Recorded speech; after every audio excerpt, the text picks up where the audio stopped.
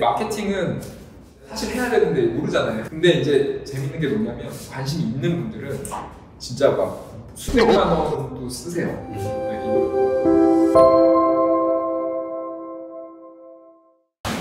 안녕하세요, 전청입니다. 대신 만나드립니다 코너로 다시 뵙습니다. 대한민국에서 자영업 하시는 분들이 아마 많이 들어본 내용일 텐데요. 자영업의 모든 것이라는 제목으로 유튜브 채널 그리고 네이버 카페 구독자 수가 25만 명, 10여만 명인데요. 이 구독자들에게 아낌없이 한국에서 자영업하는 데에서 필요한 정보들 제공하시는 분입니다.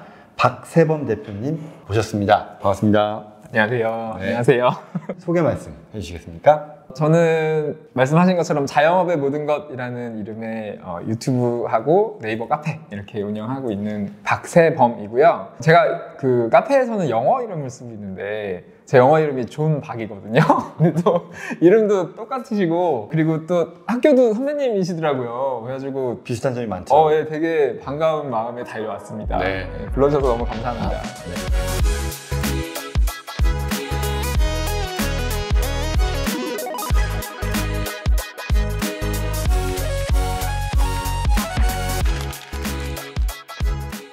사실 저도 사업을 하고 있으니까 여기저기서 식당 하나만 해도 이 광고 대행사나 컨설팅 업체들에서 연락이 많이 오거든요. 그럼 전 모른 척하고 다 그거 해요, 지금도.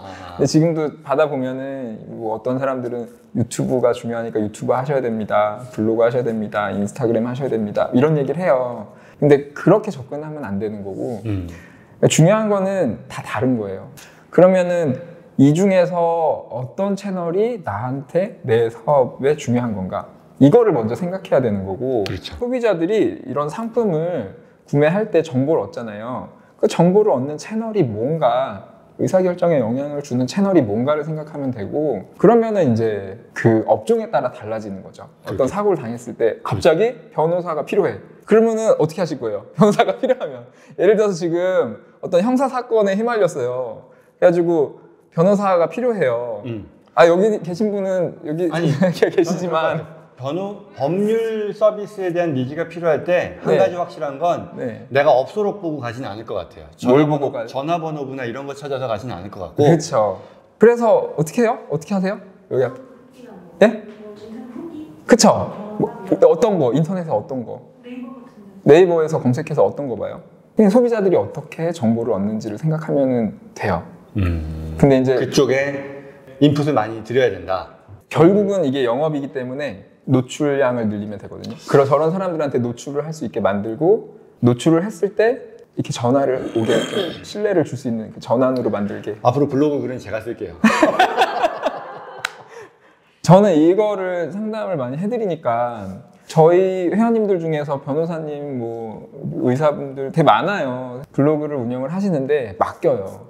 한 달에 한 200만 원 주면은 한 10개씩 써주고 이렇게 하는데 검색 노출이 특히 우리나라 네이버 검색 노출이 많이 되니까 이제 검색 노출에 유리한 게 블로그라서 신규 노출을 많이 하기 위한 걸로 이렇게 너무 강력하고요. 네. 왜냐면 우리나라 아직은 네이버가 검색 점유율이 높으니까 너무 강력하고 그 다음에 카페는 좋은 게 뭐냐면 말씀하신 것처럼 카페는 커뮤니티거든요. 커뮤니티라서 여기는 어느 정도 좀 규모가 만들어지고 활성화가 되기 시작하면은 결국은 이게 노출과 전환인데 노출이 되기 위해선 이게 컨텐츠가 계속 있어야 되거든요. 그래서 제가 처음에는 카페 만들어 갖고 노출이 안 되니까 트래픽을 어떻게 블로그 광고 같은 거 해가지고 막 트래픽을 유입했는데 한계가 있잖아요. 근데 이제 유튜브를 하면서 유튜브는 그런 거 없어요. 내용만 좋고 반응만 좋으면 무조건 노출이에요. 이게 정보 대칭 시대가 되면서 그러니까 인터넷이 보급되고 정보가 대칭 시대가 되고 서로가 다 연결되면서 개인의 역량이 엄청나게 커진 거예요. 과거에 비해서. 그렇죠. 네, 그 개인의 역량이 커진 시대이기 때문에 이거를 활용을 하면은 이 포텐셜이 엄청나게 큰 시대라는 거죠. 네, 그래서 예전에 장사해가지고 한 달에 1,000만 원 버는 거 어렵죠. 근데 지금은 요즘에 유튜브 돈 버는 방법 이런 거 찾아보면은 젊은 친구들 20대 중반 후반도 아니야. 초반, 중반 이런 친구들이 한 달에 1,000만 원 버는 방법 이래요. 그렇지. 그게 어떻게 가능하냐고요. 그게 딴 거 없어. 제가 보기에는 인터넷에서 트래픽 가져가는 거밖에 없어요. 요즘에 심지어 초보가 왕초보를 가르쳐줘도 1,000만 원씩 번대요. 그러니까 이게 상품은 적당히 뭐 수요가 있을 만한 상품 만들고요. 이 영업 기술만 있으면요, 그냥 돈 버는 거예요. 아니, 그런 시대예요 지금. 그렇지. 그래서 제가 그런 얘기를 하는 거예요. 그러니까 뭐 이게 식당 해가지고 돈 버는 게 쉽다 뭐 이런 게 아니고 개인의 역량이 엄청나게 커진 시대. 그러니까 저도 보세요, 지금 저 라이브 방송도 계속 하거든요. 전 세계에 누구나 와서 볼 수 있잖아요. 맞아요. 제가 하는 라이브 방송을. 그거는 한 15년 전만 해도 인공위성 띄우고 상상도 못하고. 맞잖아요. 근데 지금 핸드폰 하나만 있으면 누구나 할 수 있잖아요. 이거를 잘 쓰면 기회가 엄청나게 많이 있다는 거죠. 결국 그거를 준비해서 하나라도 네. 해보면 네. 거기서 이제 성과가 나오는 게 있고, 네. 저도 사실 유튜브라는 거를 하게 된 게 네. 이게 처음에 유튜브를 하자고 하면서 뭐 이런저런 걸 찍다가 네. 그때 코로나가 터지면서 예. 다들 재택, 미국에서 이 시작됐는데 그때 또 한국도 그랬지만 미국에서 여러 특별법들, 구제 네. 이런 내용들이 정부에서 많이 나왔단 말이죠.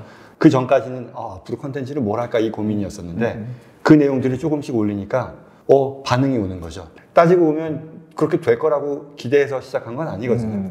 뭐가 됐건 분명히 이게 나에게 도움은 되겠다, 그러니 해보자 해서 시작을 했는데 그때 마침 그런 것들이 운때가 맞아서 된 거잖아요. 근데 만약에 그거를 생각만 하고 안 했다 그러면 예. 여기까지 오기에는 아마도 못 왔거나 네. 아니면 또 다른 길을 돌아서 왔었겠죠. 그래서 그 말씀이시겠다 네. 싶네요. 안 하는 거는 사실 몰라서 안 하는 것 같아요. 그러니까 사업하시는 분들이 인터넷을 이용한 어떤 마케팅, 뭐 그런 인터넷 광고 이런 거를 안 하시는 거는 뭐 그거 뭐 해서 뭐 있겠어? 이런 생각이신 것 같아요. 만약에 그거 해가지고 매출이 2배 뛴다는 100% 확신이 있으면 그래도 안 할 사람이 있을까? 그런 생각이 들어요.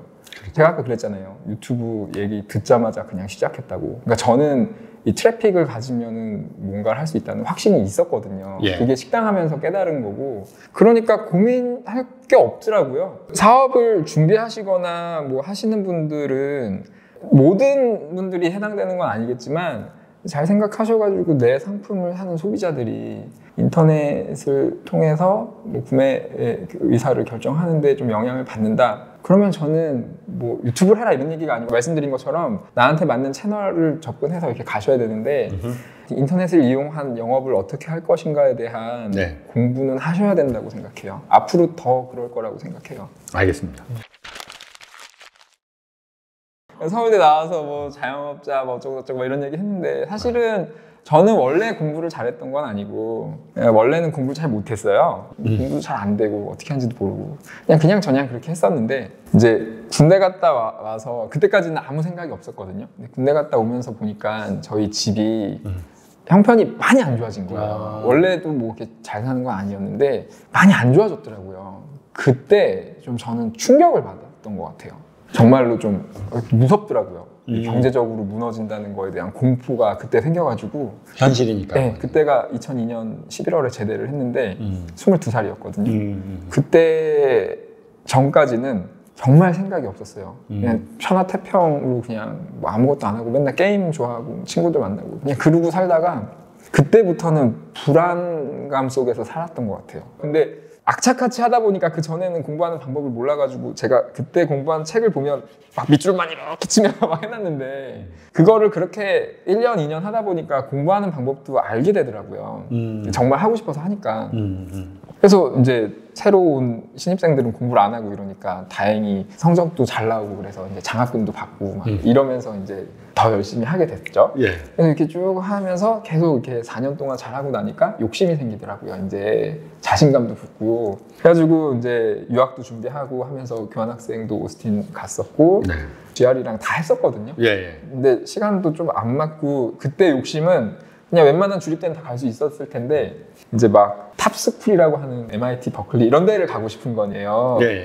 근데 그때 수준으로는 못 갈 것 같고 가도 학비가 감당이 안 될 것 같고 이래서 그러면 내가 반도체 공부하면서 또 공부하고 싶었던 물리학을 서울대 학사 편입이 그때 우연히 또 알게 돼가지고 일주일도 준비 안 했을 거예요. 그냥 바로 원서 넣고 서울대 가가지고 물리학을 공부해가지고 서울대에서 한 4점 이상 맞고 영어 점수 다 되니까 그러면은 뭐 MIT나 뭐 이런데 장학금 받고 석사로 갈 수 있겠다, 박사로 갈 수 있겠다 이런 생각을 이제 하고 이제 서울대 갔는데 서울대 가니까 너무 힘들다. 안 돼요. 아무리 열심히 해도 정말 열심히 했거든요. 또 다른 세상이구나. 정말 열심히 했는데 평균이에요. 3.3인가? 이렇게 졸업을 했는데 그래갖고 그때 좌절을 하고 이제 취업을 하고 근데 이제 회사 가서도 열심히 하니까 뭐 인정도 받고 연봉도 잘 받고 이제 나름대로 제가 한 10년 전에 생각했던 어떤 모습은 다 갖춰진 것 같은데 네. 너무 힘든 거예요 인생이. 퇴근길에 막 좀 쉬고 싶은데 어떻게 해야 되나 하면서 막 차 핸들 꺾고 싶은 생각도 여러 번 들고 그런 자살 충동 이런 거겠죠. 그렇게까지 한 적은 없는데 너무 힘든 거예요. 왜 이렇게 힘들까 막 나는 분명히 열심히 해서 좋은 대학도 나오고 좋은 직장도 하고 연봉도 잘 받고 가정도 있고 집도 있고 차도 있고 부모님 아무 걱정이 없어야 되는데 너무 불행하더라고요. 그런 상태로 있다가 이제 가게를 하게 됐고 아까 말씀드린 것처럼 근데 이제 가게에 와서도 똑같았어요 사실. 이제 처음에 장사가 안 되는 것도 잘 만들어가지고 장사 잘 되게 만들고 사실 돈 걱정은 그 이후로는 안 했거든요. 부모님도 이제 어느 정도 여유가 생겼고 저도 이제 뭐 돈 쓸 시간이 없었지 뭐 돈이 엄청 많은 건 아니지만 하고 싶은 거 다 하면서 살았으니까. 근데 너무 힘들어요 사는 게. 계속 그랬어요.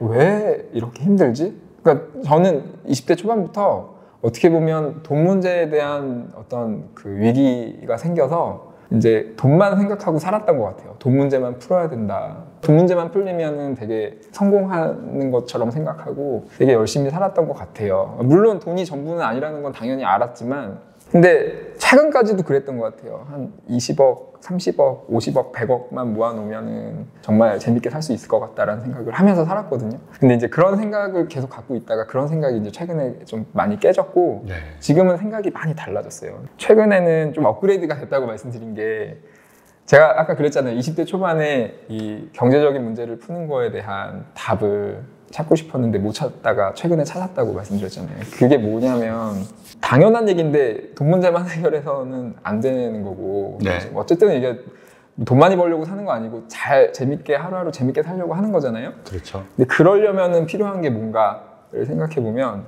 변호사님 뭐라고 생각하세요? 그냥 뭐 저기 뭐 성공도 얘기하시고 뭐 하는데 인생에서 뭐 중요한 거 뭐 3가지를 얘기하라 그러면 뭐가 있을까요? 인생에서 갑자기 중요한 거. 뭐 저는 그런 생각을 이제 최근에 하게 돼가지고 그냥 말씀드리면 돈만 생각했는데 너무 당연한 얘기인데 제가 이 과정에서 이제 건강을 문제를 겪어봤잖아요.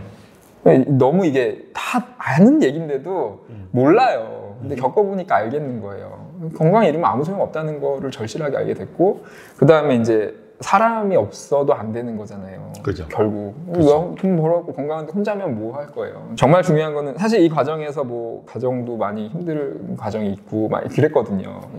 애들은 막 태어나가지고 막 그런데 전 맨날 가갖고 가게에 있고 막 하루 종일 일만 하고 이러니까 힘들잖아요. 그러면서 이제 깨닫게 된 게 결국 잘 살려면은 돈하고 경제적인 문제하고 그다음에 건강 문제하고 사람 문제 이 3가지의 밸런스를 맞추는 게 너무 중요한 거구나.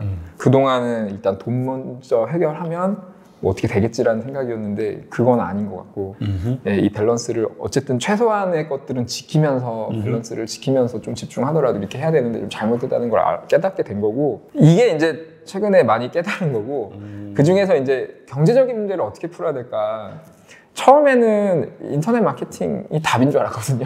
결국은 우리가 사는 시대에 따라서 달라지는 건데 결국은 우리가 살고 있는 시대의 이념이라는 게 있잖아요. 우리가 사는 시대를 지배하는 그 시대 이념이라는 게 있는데 그 시대 이념에 맞게 살아야 되는 거더라고요. 그러니까 지금 우리가 사는 시대는 자본주의의 이념이 지배하고 있는 시대잖아요. 그러면은 자본주의 시대에서 좀 경제적인 문제에서 자유로워지려면 자본가가 돼야 된다는 거를 알았어요, 이제.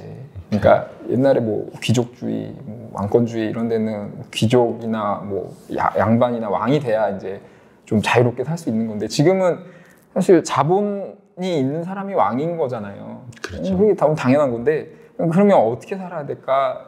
그러면은 자본가가 돼야 되는구나 라는 걸 깨달았고 그러면 자본가가 뭔가를 생각해 보면 자본가라는 게 이거는 이제 제가 이제 좀 스승님처럼 생각하는 분한테 배운 개념인데 그분이 만든 용어거든요.